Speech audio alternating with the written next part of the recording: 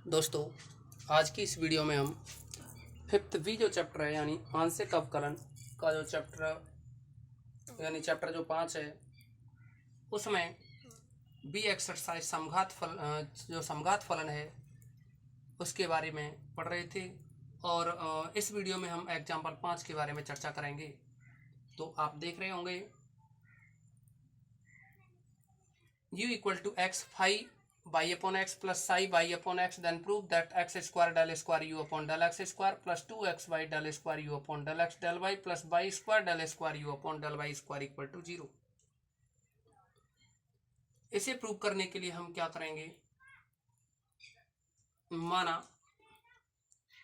v is equal to x five by upon x, w equal to psi of y upon x, यानी v और w की value ये है। इन values को आप देख रहे होंगे, इसको अगर हम इक्वेशन 1 डालें, इसको सेकंड डालें, तो फर्स्ट वाला तो y अपॉन एक्स तो है, लेकिन x की पावर जो बाहर है, बाहर जो x की पावर 1 है, तो इसका मतलब v है वो एक घात का, और दूसरे में x पे कोई घात नहीं है तो 0 घात मान सकते हैं, क्योंकि x की घात 0 1 होता है। यहाँ देखेंगे v तो एक घात का समघात फलन है और w है वो 0 घात का समघात फलन है। अगर इन मानों को हम जो क्वेश्चन दे रखा उसमें रखें तो u इक्वल टू क्या बनेगा, तब u इज इक्वल टू, इसकी वैल्यू है v और लास्ट वाली की वैल्यू है w, u is equal to v plus w। अगर आप इसको x के रेस्पेक्ट में डेरिवेटिव करें तो यह बनेगा del you upon del x. इसी तरह से y के रेस्पेक्ट में भी कर लेंगे, तो अगर ज़रूरत पड़ेगी तो यहाँ कुछ स्पेस छोड़ देते हैं और आगे बढ़ते हैं। तो देखिए, चूँकि v तथा w क्रमशः है एक तथा 0 घात के समघात फलन है। मैं इतने से ही स्पेस में लिखता हूँ, 1 तथा 0 घात के समघात फलन है, तब ऑयलर प्रमेय से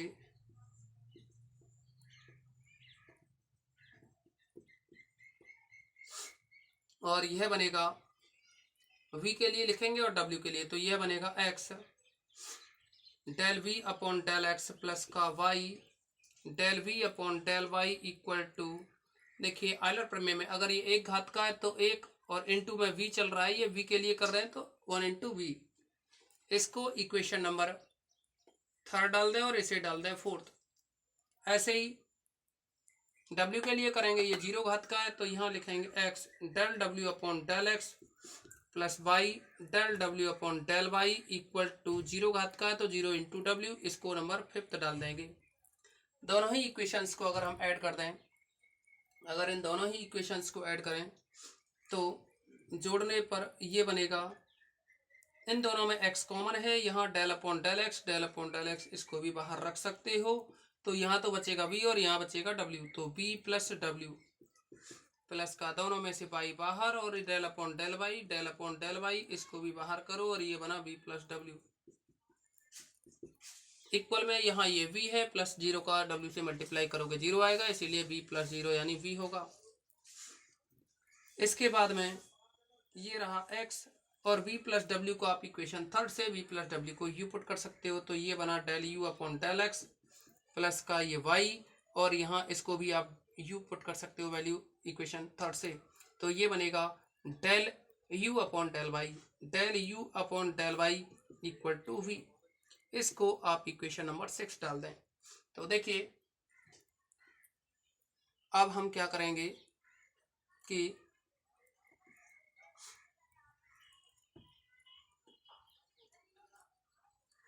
इक्वेशन 6 का x के रेस्पेक्ट में पार्शियल डेरिवेटिव करेंगे और y के रेस्पेक्ट में जो भी आएगा ऐड कर देंगे, जो कि हमने उपप्रमेय यानी कॉरोलरी जो पढ़ी थी उसका यूज करते हुए।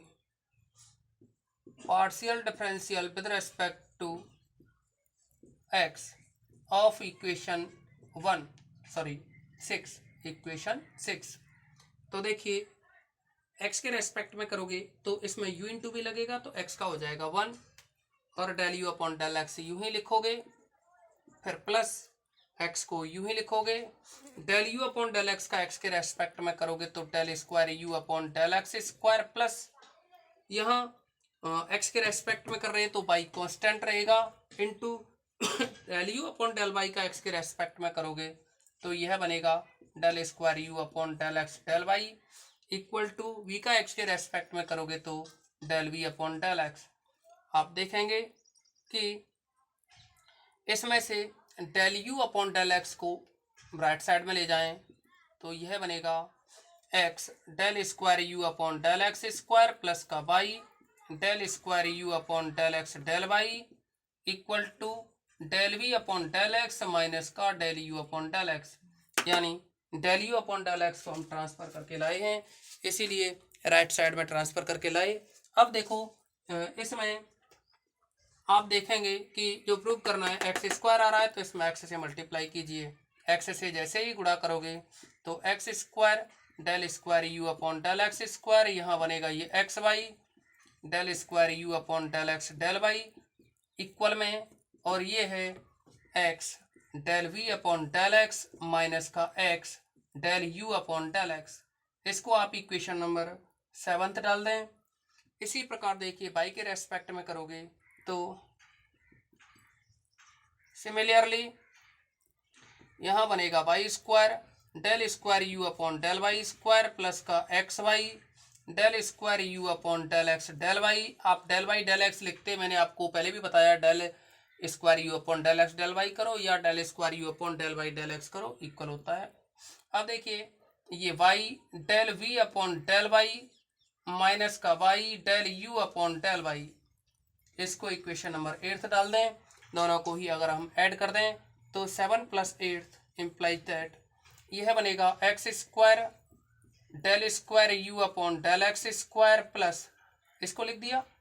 अब देखो दोनों में ये ऐड करोगे तो ट्वाइस हो जाएगा तो ये बनेगा 2x y del square you upon del x del y, फिर बनेगा वाई स्क्वायर प्लस का y square del square you upon del Y square equal RHS में जो वैल्यू होगी तो हम क्या करेंगे, फर्स्ट वाला फर्स्ट में ऐड करो, दोनों में से माइनस कॉमन लेंगे और सेकंड वाला सेकंड में ऐड करो तो देखेंगे आप लोग एक्स डेल वी अप थोड़ा आगे से, यानी x del we upon del x plus का del we upon del x plus का Y del we upon del Y minus common लिया इन दोनों में से तो x del you upon del x plus का x del you upon del x plus का वाई और del you upon del Y del you upon del Y.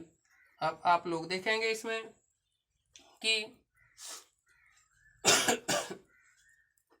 आप लोग देखेंगे इसमें x del we upon del x plus y del we upon del y की जो value है equation 4 से वो है v और माइनस, फिर देखेंगे x del you upon del x plus y del you upon del y, इसकी वैल्यू इक्वेशन 6 से भी v है तो v minus v equal to 0 आ जाएगा। यही हमें प्रूव करना था, इसी को हमें प्रूव करके लाना था।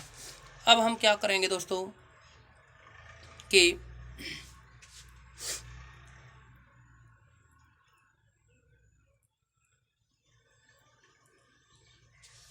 ठीक है थोड़ा सा कटा हुआ है यहाँ से, ये जो थोड़ा सा भाग कटा हुआ है ना इस जगह से x del you upon del x plus का Y del you upon del y है, हमने जब जोड़ा था ना इनको दोनों को x del you upon del x और ये Y del you upon del y जोड़ा था माइनस कॉमन लेकर के, तो ये स्टेप दोनों के लिखे हुए हैं, ये वाले भाग ये दोनों यहाँ लिखे हुए हैं, थोड़ा सा दिखाई नहीं देगा आपको तो देख लेना मैंने जो समझा दिया है। अब देखिए आप लोग क्या करेंगे, इसके बाद हम आगे चलेंगे संपूर्ण अवकल गुणक पे। संपूर्ण अवकल गुणक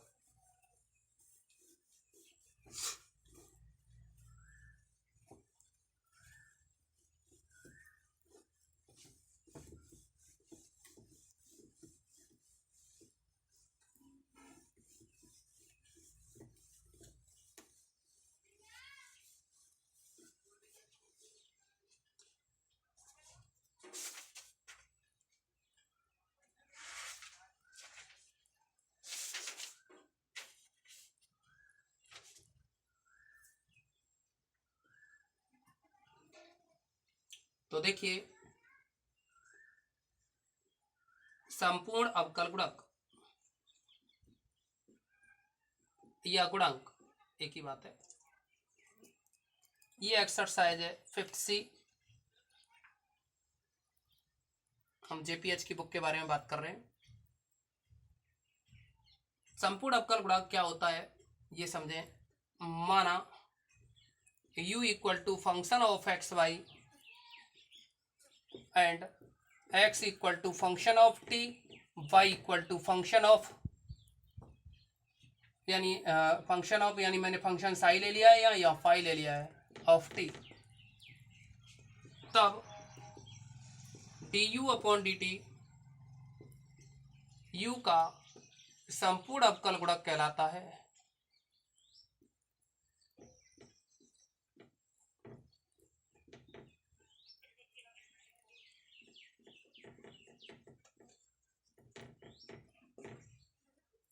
और देखिए मैंने कहा u तो फंक्शन एक्स वाई का और x है फंक्शन t का, y है फंक्शन t का, यानी u तो है एक्स वाई दो इंडिपेंडेंट वेरिएबल का फंक्शन है। तो आप जानते हैं कि जब u का हम अगर डेरिवेटिव करेंगे तो यानी एक्स वाई के रेस्पेक्ट में u का करेंगे तो पार्शियल डेरिवेटिव होगा, और x का अगर हम डेरिवेटिव करेंगे t के रेस्पेक्ट में या y का करेंगे t के रेस्पेक्ट में तो सिंपल डेरिवेटिव होगा dx upon dt dy upon dt। लेकिन u का जब डेरिवेटिव करोगे एक्स वाई के रेस्पेक्ट में तो u का पार्शियल होगा, क्योंकि मैंने बताया था अगर नंबर ऑफ इंडिपेंडेंट वेरिएबल एक से अधिक हो यानी स्वतंत्र चरों की संख्या एक से अधिक हो तो हम क्या करते हैं, पार्शियल डेरिवेटिव करते हैं। ऐसे ही del you upon del y होगा u का y के रेस्पेक्ट में। तो देखिए d u upon d t, अब देखिए मैंने यहाँ तो सिंपल डेरिवेटिव लिखा d u upon d t किया है, क्योंकि u का हम t के रेस्पेक्ट में करें तो t तो अकेला एक ही इंडिपेंडेंट वेरिएबल है, इसीलिए हम सिंपल डेरिवेटिव यूज करेंगे। अब दोस्तों देखिए यहाँ आप लोग क्या है, होने को तो ये आर्टिकल है लेकिन हमें आर्टिकल की कोई ऐसी ज़रूरत नहीं है, हमें अपने फॉर्मूले से मतलब होगा यहाँ। तो आप देखेंगे कि u का t के रेस्पेक्ट में डेरिवेटिव करना है, u का t के रेस्पेक्ट में है तब वो u का संपूर्ण अवकल गुणांक कहलाता है। तो हम u का t के रेस्पेक्ट में करेंगे तो आप देखिए इधर u का t के रेस्पेक्ट में ना होकर के u का तो x या y के रेस्पेक्ट में होना चाहिए, और फिर बाद में x u का x और y के रेस्पेक्ट में इसलिए होना चाहिए क्योंकि u फंक्शन है x y का, लेकिन x और y है, यहाँ देखिए x और y है वो दोनों t के फंक्शन हैं। तो मैं आप लोगों को फॉर्मूले के बारे में समझाने की बात कर रहा हूँ कि u का जब भी डेरिवेटिव होगा वो एक्स वाई के रेस्पेक्ट में होगा। तो मैं यहाँ लिख दे रहा हूँ u का x के रेस्पेक्ट में और u का y के रेस्पेक्ट में पार्शियल होगा, दोनों के ही रेस्पेक्ट में होगा, इसीलिए दोनों के ही रेस्पेक्ट में किया है u का, x के में भी और y के में भी। अब देखिए जबकि हमें करना तो t के रेस्पेक्ट में है डेरिवेटिव, तो हम x का डेरिवेटिव जो t के रेस्पेक्ट में करना है। अब देखिए x का डेरिवेटिव t के रेस्पेक्ट में करना है तो t तो एक ही यानी सिंगल वेरिएबल है, इसीलिए x का करोगे t के रेस्पेक्ट में तो dx अपॉन dt यूज में लिया जाएगा, ना कि डेल, क्योंकि ये एक ही चर है स्वतंत्र चर, तो साधारण अवकल काम में आएगा। ऐसे ही यहाँ y का भी अभी देखो हम t के रेस्पेक्ट में कर रहे हैं u का, लेकिन अभी u का तो y के में हुआ है तो फिर इसका मतलब y का हमें t के में करना होगा रेस्पेक्ट में, तो y का t के रेस्पेक्ट में करोगे तो सिंगल डेरिवेटिव काम में आएगा dy अपॉन dt। उम्मीद करते हैं समझ में आ गया होगा, अगर नहीं भी आया है तो वीडियो को बैक में जाकर के दोबारा से देख लेना। अब देखिए अभी मैं 3 चरों के लिए बता रहा हूँ, इसी को 3 चरों के लिए कैसे लिखोगे एक्स वाई जेड के लिए।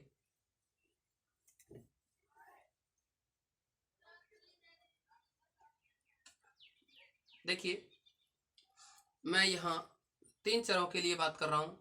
माना u equal to function of x y z, और यहाँ x है फंक्शन ऑफ t, y है फंक्शन ऑफ t, z है वो भी है फंक्शन ऑफ t, मैं थीटा t लिख दे रहा हूँ यहाँ। तब du अपॉन dt u का संपूर्ण अवकल गुणक कहलाता है।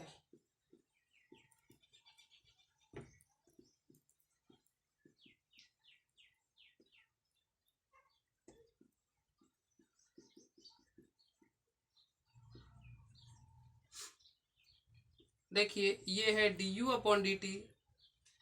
तो आप लोग क्या करोगे, एक्स वाई जेड तीनों टी के फंक्शन है, लेकिन यू फंक्शन है एक्स वाई जेड का, तो यू का तो एक्स वाई जेड के रेस्पेक्ट में पार्शियल डेरिवेटिव होगा, और जब पार्शियल डेरिवेटिव होगा तो मैंने अभी अभी बताया था del you upon del x, यहाँ del you upon del y, यहाँ del you upon del z. देखिए यू का टी के रेस्पेक्ट एक्स, अभी तो हमने यू का एक्स के रेस्पेक्ट में किया, लेकिन हमें करना तो टी के रेस्पेक्ट में है एक्स, तो यहाँ एक्स का टी के रेस्पेक्ट में और करना होगा, लेकिन एक्स का टी के रेस्पेक्ट में पार्शियल नहीं होगा, सिंपल होगा, क्योंकि एक ही स्वतंत्र है। तो यहाँ बनेगा D x upon d t. ऐसे ही यहाँ बाई का भी, बाई टी का फलन है तो टी एक ही चर है, इसीलिए बाई का d y upon d t. ऐसे ही यहाँ जेड का भी टी के रेस्पेक्ट में तो D Z upon d T. भाई यहाँ ये देखना होता है कि किसके रेस्पेक्ट में हो रहा है, टी के में, तो लास्ट में तो आना ही चाहिए टी। ये हो गया टी के रेस्पेक्ट में। अभी और भी फॉर्मूलों की आवश्यकता है पार्शियल के लिए, तो देखिए इसी फॉर्मूले को मैं और थोड़ा सा मॉडिफाई करता हूँ, और वो देखिए किस तरह से है। T1 T2 T3 की फॉर्मूला लेना है हमें। देखिए माना कुछ और भी फॉर्मूले के बारे में बता रहे हैं, तो माना u equal to function of x y z तथा x equal to function of T1 T2 T3,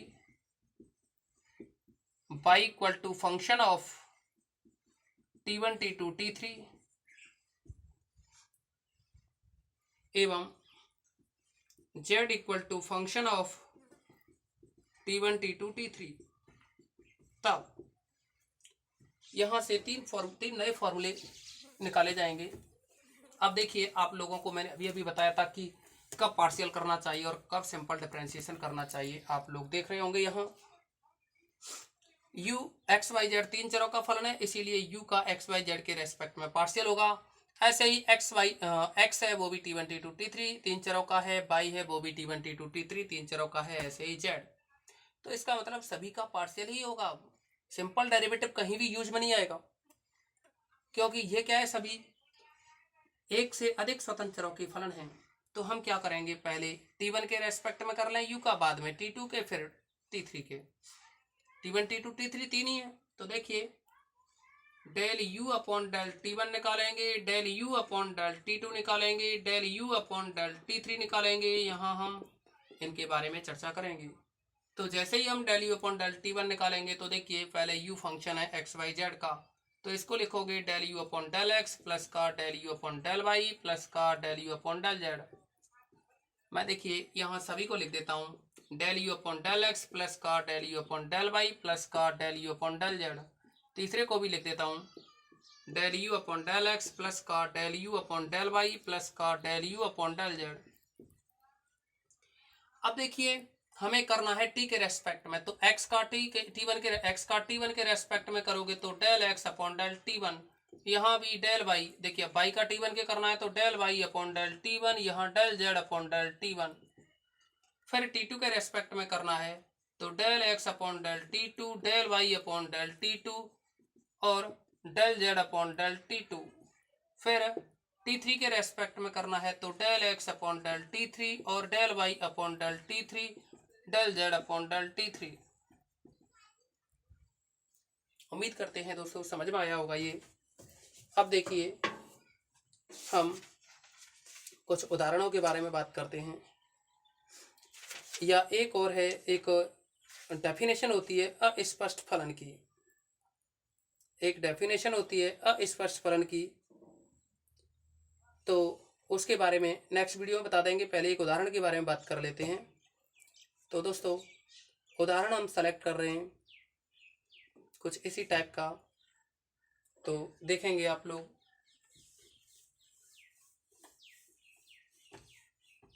अभी क्या है, अस्पष्ट फलन को अगर बताएंगे तो फिर वीडियो थोड़ी लंबी हो जाएगी, क्योंकि हमें वीडियो लास्ट पर 25 मिनट्स की ही रखनी है, या इससे कम की।